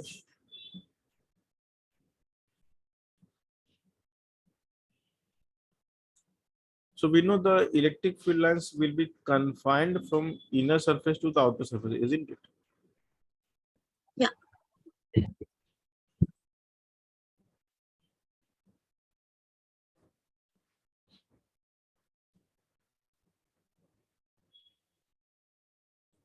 So we can say the potential energy of this capacitor must be from inner surface to outer surface. That is the end of the world. So we can write as half epsilon naught.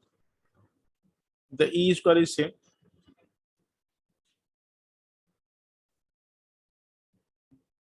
KQ by R square Square. whole square. So half epsilon naught E square into volume will be again same 4 pi R square dr. Yeah. Same formula, same formula. It's KQ square by 2 dr by R square from where to where? A to B. A to B.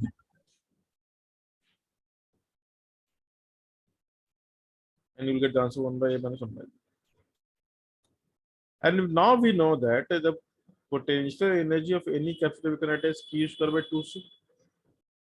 Yeah. For a given charge. So now you can compare. So you can see the answer that the C is nothing but K So one- times 1 minus. Yeah, so looking at the 1 by C first. So 1 by C looks like K times, and K is how much? 1 by 4 pi 4 pi epsilon naught. epsilon naught. So C turns out to be the inverse of this. Do you realize this? Yes. Yeah. Okay. So this is a very unique derivation using simply the idea of energy. So in fact, you can apply for any complex situation. So let's say if I give you a situation like this.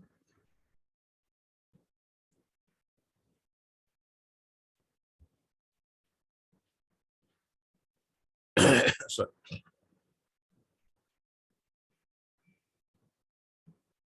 So if I say that, okay, if we have a capacitor in which we are not charging the, we are not grounding the outer shell, then the problem is here you will have plus here.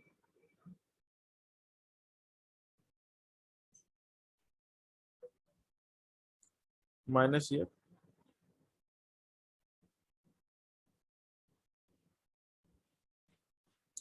And again plus here, right?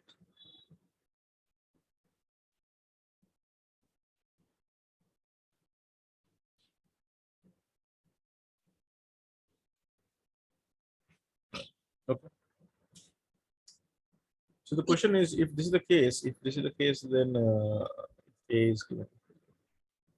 So what is the capacitance of this capacitor? So we can see the energy is now from inner surface up to infinity, right? So the energy wise, if you write energy wise, you have to write in two terms, I mean, two parts. One, this energy and this energy. So you will add the energy. So the total energy will be how much? So we got k cube square by 2, 1 by A plus 1 by B, minus 1 by B for this part. Yeah. And for other part, what we get? Plus This one is the. Yeah.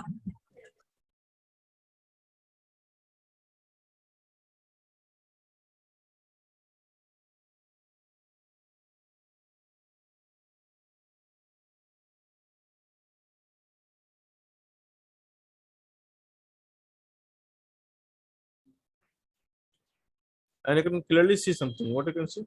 The B term will cancel out, right? This will cancel out, no? Square by 2. So it is as good as like just inner shell is there.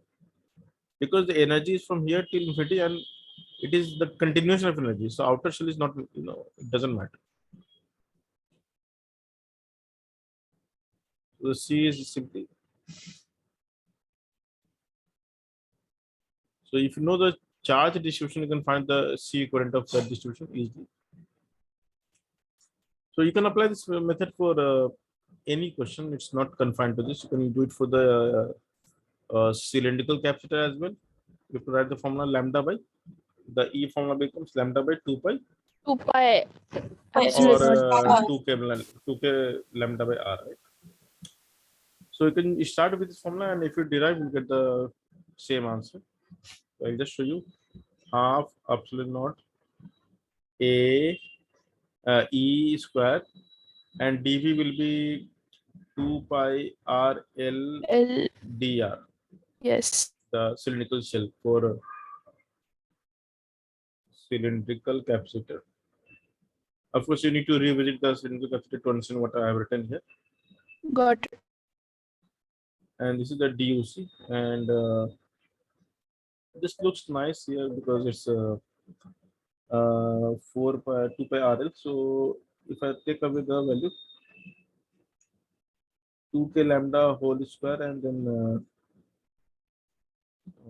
2 pi L and 2 pi L by 2 epsilon naught. So what we left with is dr by r, correct? Yeah. So 2 pi epsilon naught you can write as 4 as 1 by k. So anyway, just A.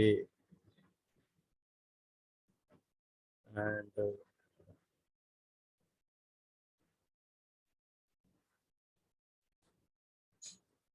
let me simplify this. So here, what will happen? 4 pi up to 4 pi upsilon becomes 1 by k. So this is k, and then I can write as lambda square L square by L, correct? Which is like a k q square by L, something like this. And now I can integrate. So what is the potential energy coming here? So the potential energy turns out to be A to B, right? If you remember the radius. ln of d by a. And now if you compare with q square by 2c,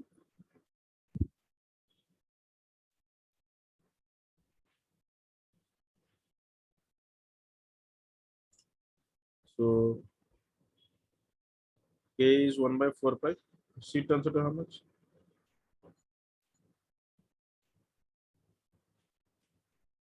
So you can derive any formula by this technique.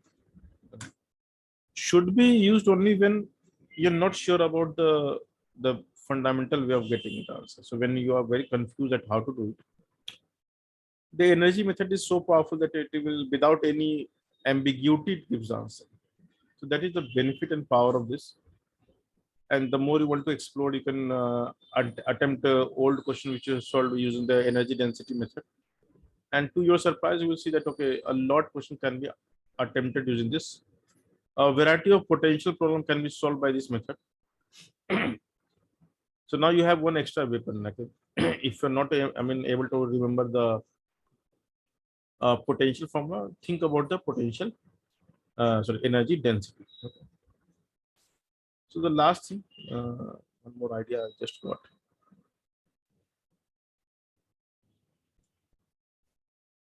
So in the energy density formula, the E represents the resultant field. Okay. So imagine if we have two spheres. So one is having some charge.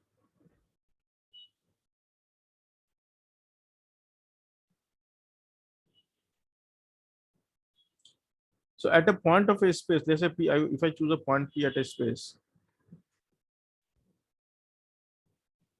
then here we will have two electric field, not one, correct? So let's say Yeah. this is R1, this is R2. So we know that the resultant field at point P will be the field due to the first charge distribution vector form plus E2 vector, right? Yes. And if I take a tiny volume around the point P, I can write the energy in this tiny volume equals to half epsilon naught mod of EP P square into D. dB. Yeah. Yes. That's a question itself of theory also. So, so this we can rewrite as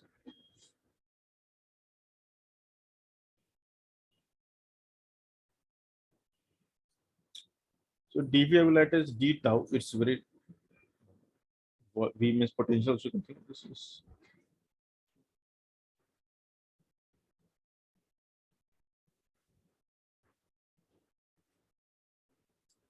so d tau is the elementary volume, and it's very much the Russian author's favorite of writing. For advanced maths, you will only see d tau. In most of the authors, they use d tau. They don't use dV. So it's good to know the advanced.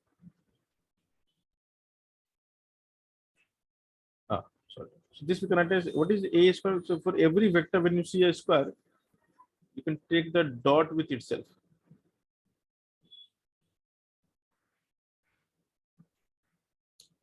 And once you take the dot, you can expand it. So it will become E1 dot E1, which is E1 square. Then we'll get E2 dot E2, which is E2 square.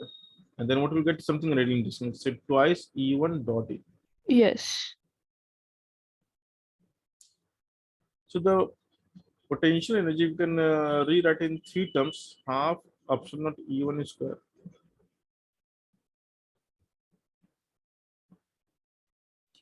d tau.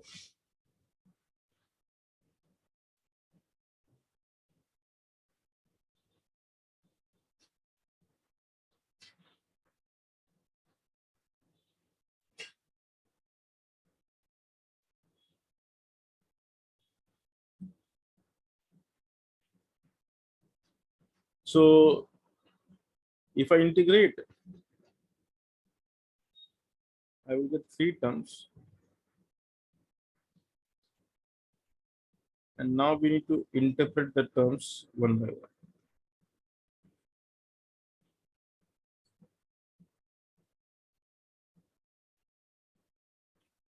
So let me explain each term. So the first term is called self energy of sphere 1. Yes. So logically, this will be called, what do we call this? Self energy of sphere 2.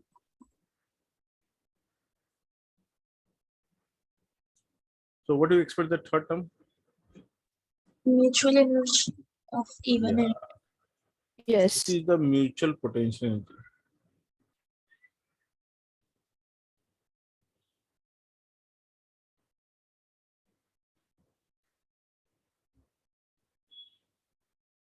So imagine if I ask you very fine day this question, solve this. If you don't know the meaning, you won't be able to solve. But this is so easy that this entire answer, and of course we have to integrate from surface to infinity or something. So for all the domains, and this answer turns out to be A Q1 Q2 by D. That's it. Where D is the separation between the center. So imagine this seemingly impossible calculation looks so easy if you know the meaning. Yes. Understood? yes, And this will be equals to, you know, the answer KQ1 square by 2R. 2R. Let's call R1. R2. So this was the discussion that I wanted to give, so that you can correlate this terminology and express. So I mean, you may expect question like this, that find the value of this. And if someone who has not seen before will find it really challenging to understand what is the meaning of E1 dot E2 d tau and or d volume, whatever. So this culminates the energy discussion, force analysis, torque analysis. And because we are done with the capacitor, we are good to start with current and electricity. So I'll try to start in the next lecture. I mean, not try, I'll start in the next lecture because I'm not well today. I mean, it's too much sneezing and all. So all right, guys. So your chapter is over. What you are supposed to do? You're supposed to solve question from SC Verma. Try to finish the entire thing as much as possible. Okay, Yes. please do it, and we'll start the next lecture. Will be of your current and electricity. So you will see there is a lot of similarity between the current problems and the capacitor problem. So if you have understood the idea there, you won't find this chapter very difficult. Just few things will add up additionally, which is called the electrical instrument. So the thing which will be new to you will be the electrical instrument, which we will take care in detail, because in JEE Advanced, most of the question of current comes from the instrument part. Over the years, that's the pattern actually. Most of the question. Of course, they ask one from the experiment and one easy from the theory part, the remaining part which you're learning. Okay. Bye and take care.